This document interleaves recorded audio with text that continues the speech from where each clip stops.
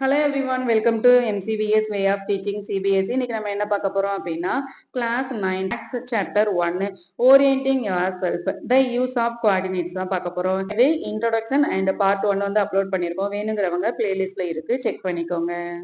இது வரைக்கும் நம்ம போன வீடியோல பார்த்திருக்கோம். இதுல இருந்து இப்ப பார்ப்போம். Exercise set 1.1 Figure 1.3 shows Rayan's rooms with points A, B, C marking its corners. The x and y axes are marked in the figure. Point O is the origin. இப்போ இதுல வந்து ரயான்ஸோட ரூம் வந்து கொடுத்துருக்காங்க. இந்த ரூம் வந்து Y axis and X axis ரெண்டு ஆக்சஸுமே வந்து கொடுத்துருக்காங்க. இதோட ஒய் அண்ட் எக்ஸ் ஆக்சஸ் இந்த மீட் பண்ற இந்த பாயிண்டோட ஒரிஜின் பாயிண்ட்டும் வந்து கொடுத்துருக்காங்க. இந்த பிக்சரை வச்சு கீழே கொடுத்துருக்க இந்த கொஸ்டின்ஸ்க்கு எல்லாத்துக்குமே வந்து ஆன்சர் கண்டுபிடிக்க போறோம். Referring to figure 1.3 answer the following question. இப்ப மேல பார்த்த ஃபிகர் வச்சு கீழே கேட்டிருக்க கொஸ்டின்ஸ்க்கு வந்து ஆன்சர் பண்ண போறோம்.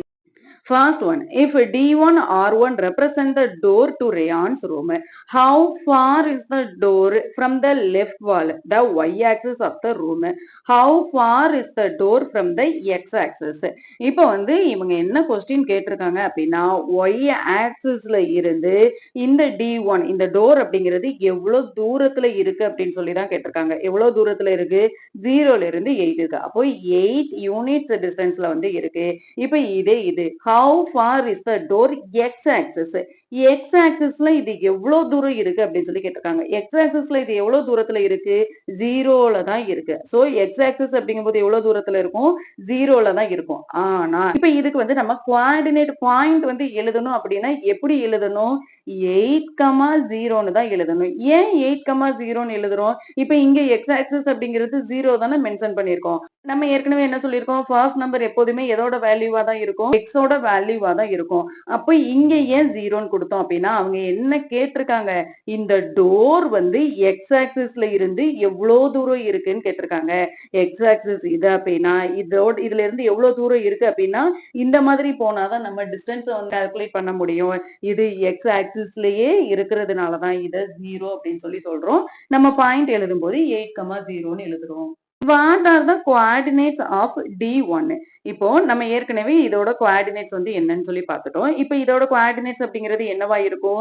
ஏற்கனவே சொன்ன மாதிரி 8,0ன்னு தான் இருக்கும். 0,8ன்னு போடக்கூடாது. எதனால 0,8ன்னு போடக்கூடாது? 8,0 and 0,8 இது ரெண்டுக்கும் என்ன டிஃபரன்ஸ் இருக்கு? இப்போ 8,0 அப்படின்னா எக்ஸோட வேல்யூ என்னவா இருக்கும்? 8ன்னு இருக்கும். அப்ப நம்ம எங்க மார்க் பண்ணணும்? இங்க மார்க் பண்ணணும். y ஆக்சிஸ் வந்து 0வா இருக்கும். இப்ப இதுல எக்ஸோட வேல்யூ என்னவா இருக்கு? 0வா இருக்கு. அப்போ இதுதான் இங்கதான் வந்து நம்ம மார்க் பண்ண முடியும். ஒய்யோட வேல்யூ என்னவா இருக்கு? 8ஆ இருக்கு. அப்போ இந்த இடத்துல இருக்கும். அப்போ D1ஓட பாயிண்ட் என்னவா இருக்கும்? 8,0ன்னு தான் இருக்கும். 0,8ன்னு போடக்கூடாது. Third one, if R1 is the point 11.5, how wide is the door? Do you think this is a comfortable width for the room door? If a person in a wheelchair wants to enter the room, will he or she able to do so easily? இப்ப இதுல வந்து R1 அப்படிங்கிற point வந்து என்ன கொடுத்திருக்காங்க? 11.5, 0 அப்படின்னு சொல்லி கொடுத்திருக்காங்க. டோர் அப்படிங்கிறது D1ல இருந்து R1 வரைக்கும் இருக்கு அப்படின்னா இது எவ்வளவு வைட்ல இருக்கு? இதை வந்து நம்ம 2 வேல வந்து கால்குலேட் பண்ணலாம். எப்படி கால்குலேட் பண்றது? இதுல இருந்து இது வரைக்கும் 1 யூனிட், இதுல இருந்து இது வரைக்கும் 1 யூனிட், இதுல இருந்து இது வரைக்கும் 1 அண்ட் இது வந்து ஹாஃப் அப்படின்னு சொல்லி வச்சுக்கலாம். அப்போ 1, 2, 3 அண்ட் 0.5. அப்போ 3.5 வித்ல வந்து இந்த டோர் வந்து இருக்கு அப்படின்னு சொல்லி நம்ம கண்டுபிடிக்கலாம். அப்படி இல்லைன்னா என்ன பண்ணலாம்? நமக்கு என்ன வேணும்? இந்த டிஸ்டன்ஸ் தான் வேணும். அப்போ இதுல இருந்து இந்த 8 வரைக்கும் இருக்கிற பாயிண்ட சப்ட்ராக்ட் பண்ணிட்டோம் அப்படின்னா நமக்கு இந்த டோர் வந்து கிடைச்சிருமா? அப்ப என்ன செய்யணும்? 11.5ல இருந்து 8 அப்படிங்கறத வந்து சப்ட்ராக்ட் பண்ணணும். 8 அப்படிங்கறத சப்ட்ராக்ட் பண்ணணும் அப்படின்னா என்ன செய்யணும்? டெசிமல் பாயிண்ட் வந்து வச்சுக்கணும். 5ல இருந்து 0வை சப்ட்ராக்ட் பண்ணோம் அப்படின்னா 5 தான். 11ல இருந்து 8 சப்ட்ராக்ட் பண்ணோம் அப்படின்னா 3 என்ன வரும்? 3.5.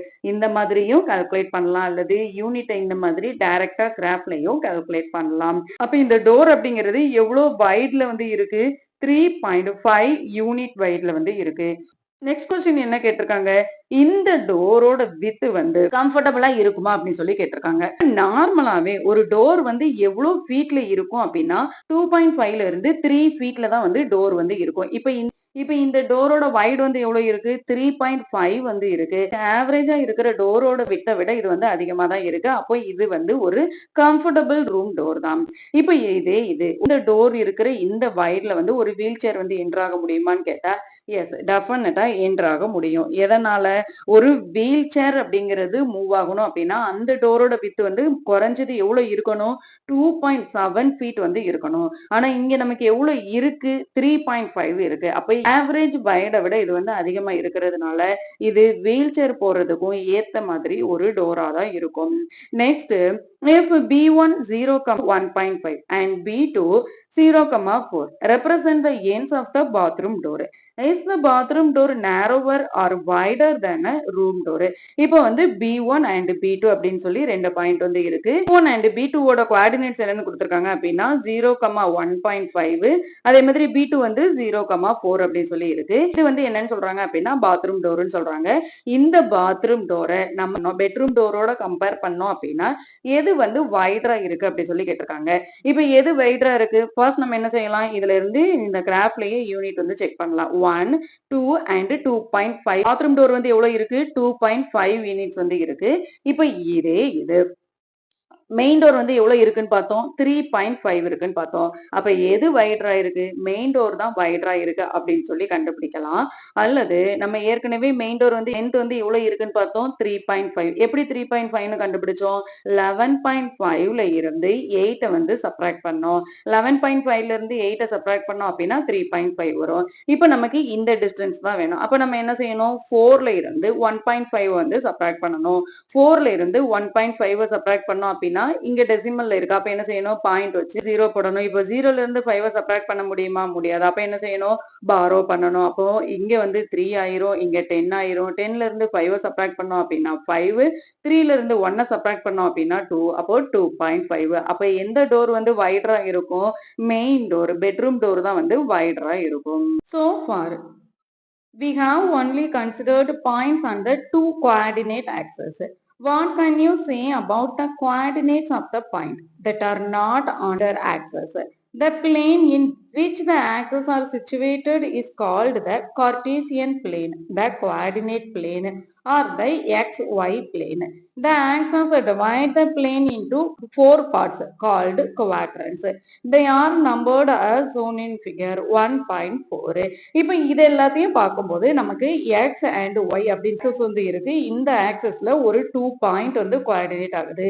இந்த மாதிரி கோஆர்டினேட் ஆகுற இந்த 2 பாயிண்டையும் நம்ம என்னன்னு சொல்லுவோம் அப்படின்னா கார்டீசியன் பிளேன் அல்லது கோஆர்டினேட் பிளேன் அல்லது XY பிளேன் அப்படின்னு சொல்லி சொல்லுவோம். இந்த மாதிரி இந்த XY பிளேன் அப்படின்னு இந்த மாதிரி ஆக்சஸ் வந்து பெர்பெண்டிகுலரா டிவைட் ஆகும்போது நமக்கு எத்தனை குவாட்ரன்ஸ் கிடைக்கும்? நம்ம இன்ட்ரோடக்ஷன்ல பார்த்தோம் 4 குவாட்ரன்ஸ் கிடைக்கும்னு பார்த்தோம்.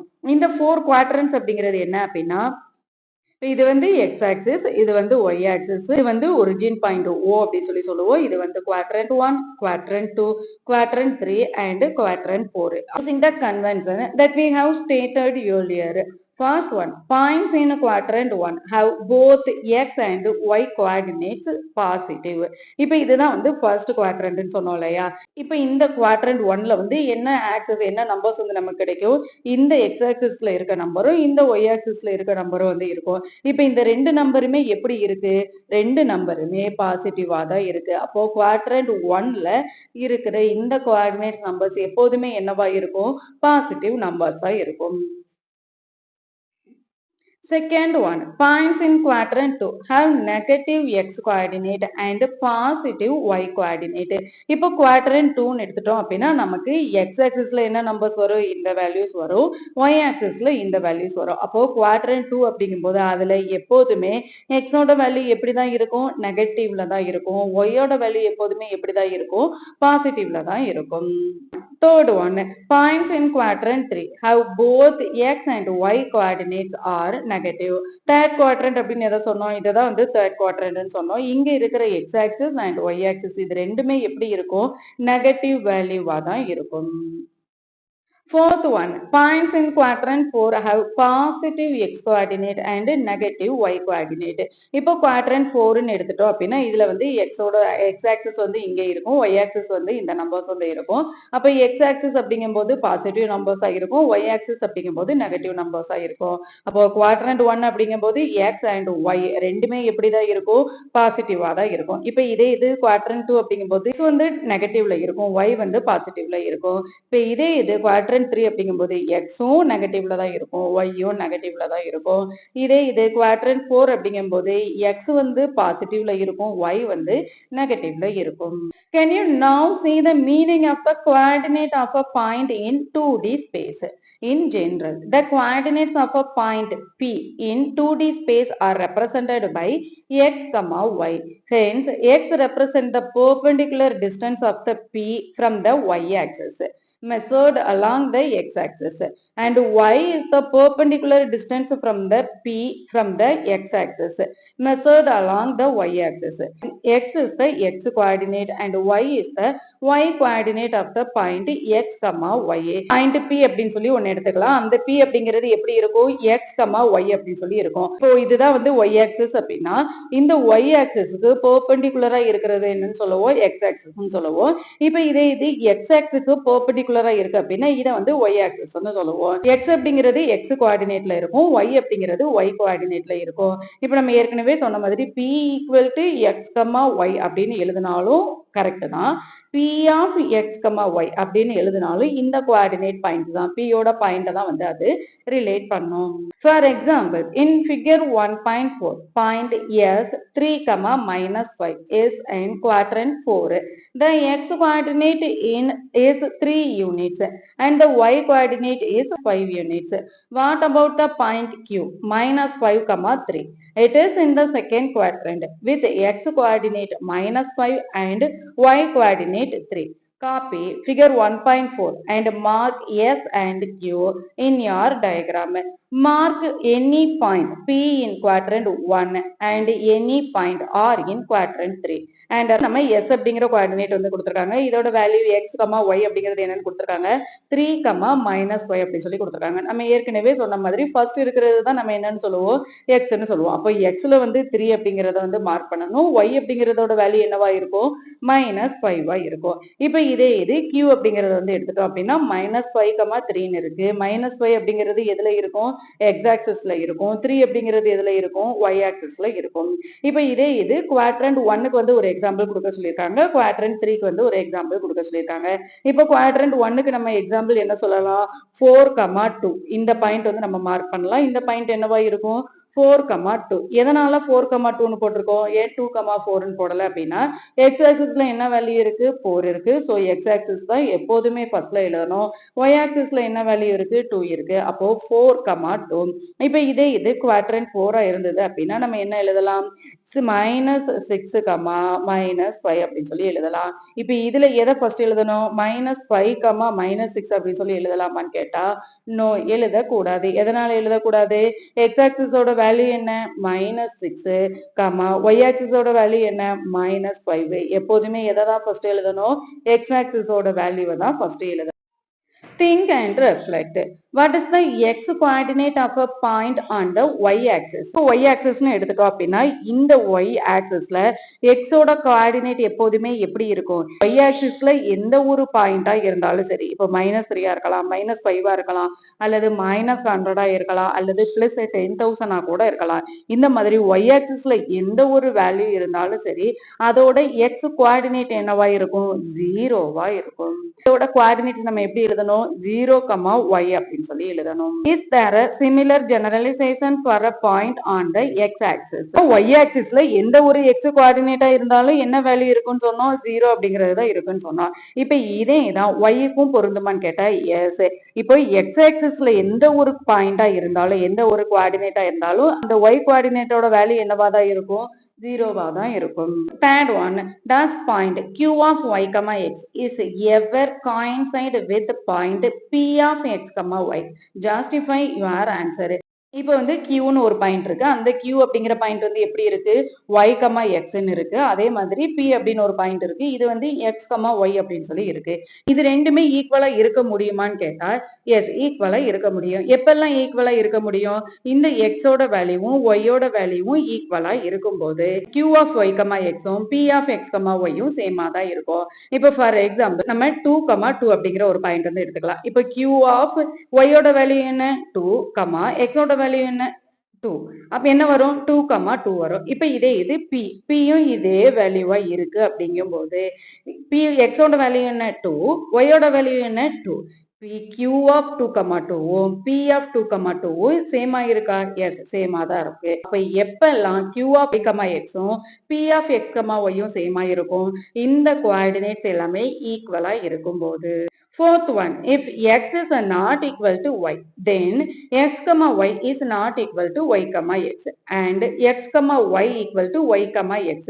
If and only if x equal to y, is this claim true? இப்போ இவங்க என்ன சொல்லியிருக்காங்க?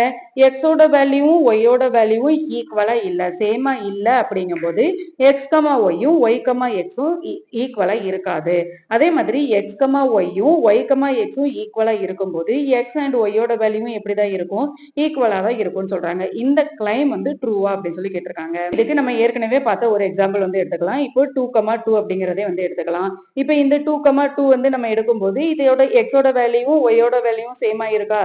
எஸ் சேமா தான் இருக்கு. அப்போ இது எக்ஸ், ஒய்யும் y, xம் சேமா தான் இருக்கும். எதனால? x ஓட வேல்யூ என்ன? 2, y ஓட வேல்யூ என்ன? 2. இப்ப இதுல y ஓட வேல்யூ என்ன? 2, x ஓட வேல்யூ என்ன? 2. எப்படிதான் இருக்கும்? x ஓட வேல்யூவும் y ஓட வேல்யூவும் சேமா இருக்கும்போது x, yயும் y, xம் ஈக்குவலா தான் இருக்கும். இப்ப அடுத்த கிளைம் என்ன? x வந்து எப்பெல்லாம் நாட் ஈக்குவல் டு y இருக்கோ அப்பெல்லாம் x, yயும் y, xம் நாட் ஈக்குவல் தான் இருக்கும்னு சொல்லியிருக்காங்க. இப்போ ஃபார் எக்ஸாம்பிள் நம்ம எக்ஸோட வேல்யூ வந்து 3ன்னு வச்சுக்கலாம், ஒய்யோட வேல்யூ வந்து 2ன்னு வச்சுக்கலாம். எக்ஸோட வேல்யூ என்ன? 3, ஒய்யோட வேல்யூ என்ன? 2. இப்போ இந்த கோஆர்டினேட்ஸ்ல என்ன ப்ரூவ் பண்ணணும்? எக்ஸும் ஒய்யும் ஈக்குவலா இருக்கா? No. X is not equal to ஒய்யா தான் இருக்கு.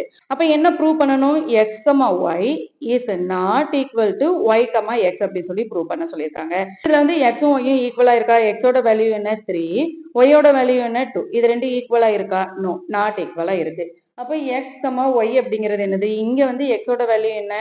3, ஒய்யோட வேல்யூ என்ன? 2, ஒய்யோட வேல்யூ என்ன? 2, எக்ஸோட வேல்யூ என்ன? 3. இப்போ இது ரெண்டு ஈக்குவலா இருக்கா? நோ, இது ரெண்டும் நாட் ஈக்குவல். அப்ப இந்த கிளைம் வந்து ட்ரூவான்னு கேட்டா எஸ் ட்ரூ தான். கிளைம் கொடுத்தாங்க எக்ஸும் ஒய்யும் எப்பெல்லாம் நாட் ஈக்குவலா இருக்கோ அப்பெல்லாம் எக்ஸ், ஒய்யும் ஒய், எக்ஸும் நாட் ஈக்குவலா தான் இருக்கும். எப்பெல்லாம் எக்ஸும் ஒய்யும் ஈக்குவலா இருக்கோ அப்பெல்லாம் எக்ஸ், ஒய்யும் ஒய், எக்ஸும் ஈக்குவலா தான் இருக்கும். இதோட இந்த வீடியோ வந்து முடிச்சுக்கலாம். எக்ஸசைஸ் செட் 1.2 வந்து நெக்ஸ்ட் வீடியோல பார்ப்போம். தேங்க்யூ ஃபார் வாட்சிங் MCBS way of teaching CBSE.